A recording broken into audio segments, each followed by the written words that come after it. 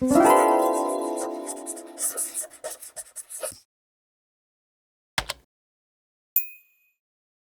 that comes up pretty often if you export Excel sheets or download reports is that your formatting may be off in some rows or columns.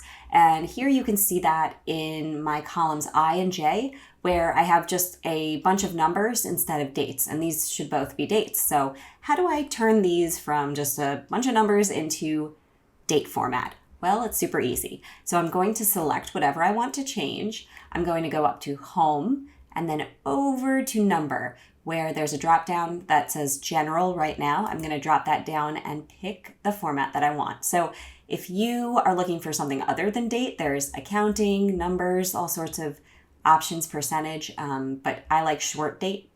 So that's what I'm going to pick. And look at that. Everything is now transformed into the right format. That's not it though. I also want to show you another cool tool called clear formatting. So here in this column, column F, I just want a number for hours of print time. And I'm seeing here, this one is formatted a little differently than all the others. All the others are simple numbers. This one's a time. So this one somehow got formatted incorrectly, and I want to fix this cell.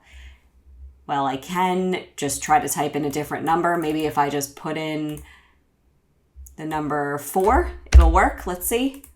No. So this one has a format already and it's different from everything else. And say I just want to get rid of it. I don't want to replace it with another format. I just want that auto format gone.